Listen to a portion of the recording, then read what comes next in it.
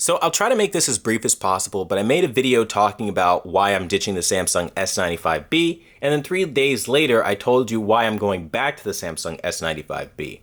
Now this has caused confusion and some people feel as though I'm flip-flopping, so I just kind of want to say at this point, my initial verdict has not changed. My recommendation is still for the Samsung S95B, before the updates. And I say that because afterwards, obviously we lost hundreds of nits of peak brightness and it's a mess. It's not what I wanted, and I don't think anybody really wanted that direction specifically. So I'm not going to wait around for Samsung to add that kind of stuff back when I know that day one Samsung S95Bs haven't sold out yet. Now, this is an important piece of information for everyone watching who may be interested in the Samsung S95B or might have one in their cart right now or on the way.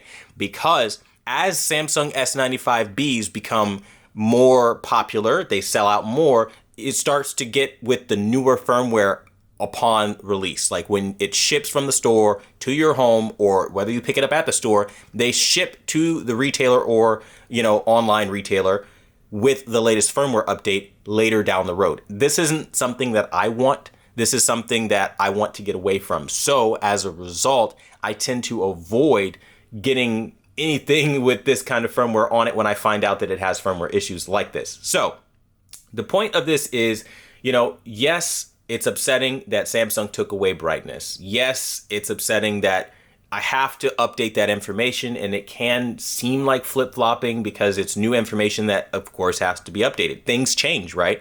But wouldn't it be worse if I didn't tell you these things changed and I just left it as it was for you to figure it out after recommending it and glowing about it, telling you how amazing it was, just for you to be stuck with a lesser version of it? I can't do that to you guys, so of course I keep it 100% honest with you guys, organic with you guys, and tell you guys everything you need to know.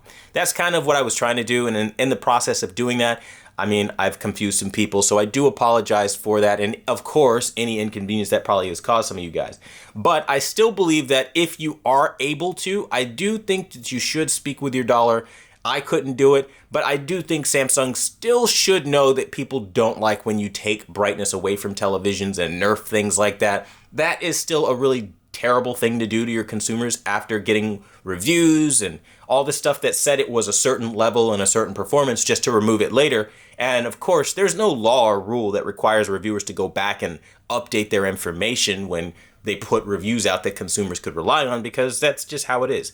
So I try to update this stuff, and in the process it seems like updating, because I guess, I don't know, maybe this is going to sound arrogant, but I really think that I'm one of the only people that will do their due diligence, even at the expense of themselves, to at least update the information. It might, again, seem like flip-flopping, but you have to be honest about these things, because that decrease in brightness that Samsung had that I showed in my tests were massive. It wasn't even like a small thing. And then every update, they kept taking away what seemed like 100 nits of peak brightness at a time, and more in some cases. So I just couldn't do it anymore. And so I say, if you still can, run out and buy a day one Samsung S95B before all the firmware patching happened, and you're golden. But if you get one with 1303, 1302, junk it. Like, sell it, get a different one, try to get the day one version of it, if you want to see what I have here.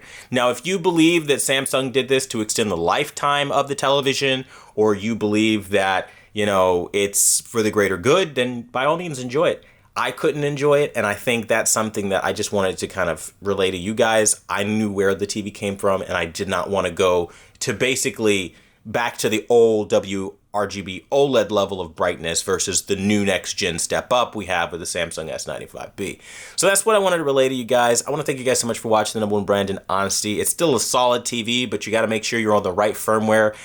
There's not really any one strategy for how you get the right firmware. My biggest advice for you guys would be to literally just run out and buy one as soon as you can, because most people probably aren't going to be buying up the Samsung S95B because it is really expensive, which means they're going to have units that sit there for a while. And that's good for you because you can get the right firmware. However, after the fact, I can't guarantee that, and then it'll be an entirely different TV. And that's just as honest as anyone could possibly tell you. But what I can tell you is that from everything that I've seen, there is nothing like this TV. Look at the contrast, the pop, the color, the depth right now. Look at the buildings, the brightness. Nothing pops like this. Not even the Sony A95K at all. I've actually seen it at this point, finally. And I'm going to tell you right now, I'm not impressed in the slightest. Sony has some washed out ass color. And I'm just sitting here like, compared to the S95B, I mean that, by the way, why would Sony wash out and dilute color? Well, I'm sure they want to focus more on detail and try to do the typical it's accurate nonsense. I'm not with it. I want pop. I want quantum dots to shine. And that's what Samsung is all about. And that's what I love. And so for me, the Samsung S95B is my number one of number ones when we talk about TVs. And I have to be really honest and transparent about that, because that might have been lost in my initial frustration about this. And again, get it day one, get it with the firmware, you're golden. All right, guys, thanks for watching. And until the next video, I'll see you guys later.